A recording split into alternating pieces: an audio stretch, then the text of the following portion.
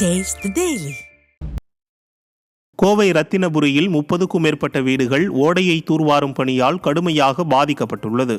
ஆறுமூக்கு ராதாகிருஷ்ணன் வீதியில் சங்கனூர் ஓடையை ஒட்டி ஏராளமான வீடுகள் உள்ளன.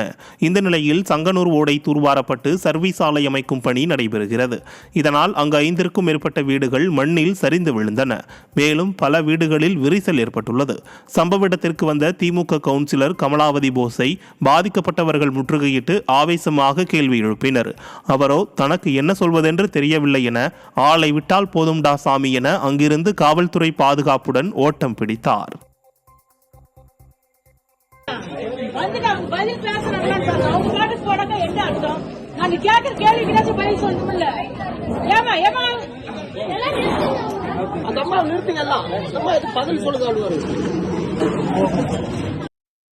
திருவண்ணாமலை மாவட்டம் செய்யாறு கூட்டுறவு சர்க்கரை ஆலை 4 நாட்களாக இயங்காததால் 100க்கும் மேற்பட்ட லாரிகளில் கரும்பு தேக்கமடைந்துள்ளதாக விவசாயிகள் வேதனை தெரிவிக்கின்றனர்.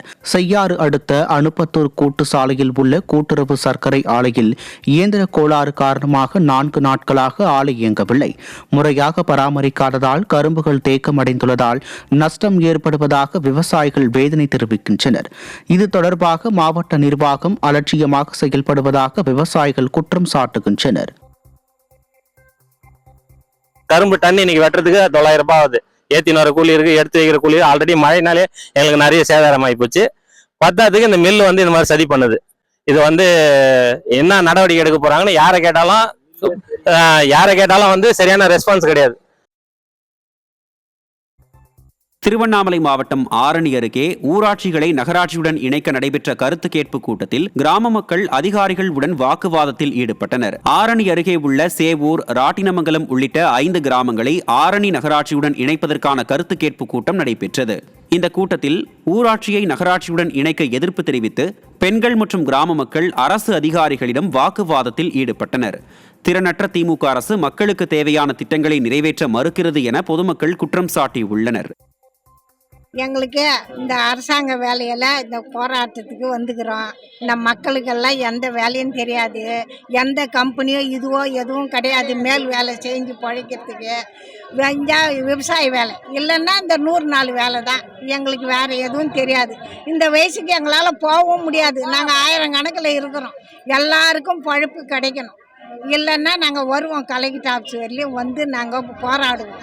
எங்களுக்கு இந்த அதில் நகராட்சியில் சேர்க்காம எங்களுக்கு தலைவர் ஆட்சியாகவே கொடுத்து எங்களுக்கு எல்லா வேலையும் ஆதரவு கொடுக்கணும்.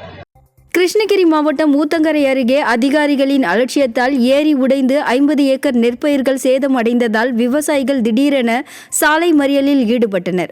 ஊத்தங்கரை அடுத்த நொச்சிப்பட்டி தேவரடியால் ஏரியில் நீர்க்கசிவு இருப்பதாக விவசாயிகள் புகார் அளித்த நிலையில் வருவாய்த்துறை அதிகாரிகள் எந்த நடவடிக்கையும் மேற்கொள்ளாமல் அலட்சியமாக இருந்துள்ளனர். இந்நிலையில் ஏரி உடைந்து 50 ஏக்கர் நெற்பயிர்கள் சேதமடைந்தது. இதனையடுத்து வட்டாட்சியர், வட்டார வளர்ச்சி அலுவலரை கண்டித்து பொதுமக்கள் சாலை மறியலில் ஈடுபட்டதால் அப்பகுதியில் பரபரப்பு ஏற்பட்டது. ஸ்டாலின் அரசின் அலட்சியத்தால் பொதுமக்களும் விவசாயிகளும் பாதிக்கப்படுவது தொடர்கதையாக உள்ளது என குற்றம் சாட்டுகின்றனர். தஞ்சாவூரில் சம்பா தாளடி கொள்முதல் குறித்த முத்தரப்பு கூட்டத்தை கூட்ட திறனற்ற ஸ்டாலின் அரசுக்கு தமிழ்நாடு காவிரி உழவர்கள் பாதுகாப்பு சங்கத்தினர் வலியுறுத்தியுள்ளனர். சம்பா கொள்முதல் குறித்த முத்தரப்பு கூட்டத்தை இதுவரை கூட்டாமல் இருப்பதால் விவசாயிகள் மத்தியில் கடும் அதிருப்தியுள்ளது. இந்நிலையில் முத்தரப்பு கூட்டத்தை அறிவிக்கவும், தேவையான இடங்களில் நெல் கொள்முதல் நிலையங்களை திறக்கவும், நேரடி நெல் கொள்முதல் நிலையங்களில் பணம் வசூல் நடைபெறாமல் தடுக்க வேண்டும் உள்ளிட்ட கோரிக்கைகளை நிறைவேற்றி தருமாறு ஸ்டாலின் அரசுக்கு விவசாயிகள் கோரிக்கை விடுத்துள்ளனர். தாளடிக்கு கொள்முதல் கொள்கையை அரசு அறிவிக்கின்ற வழக்கம் உண்டு, இதுவரை இருக்கிறது. அதற்கான முத்தரப்பு ஆலோசனை கூட்டத்தை உடனடியாக தமிழ்நாடு அரசு கூட்ட வேண்டும்.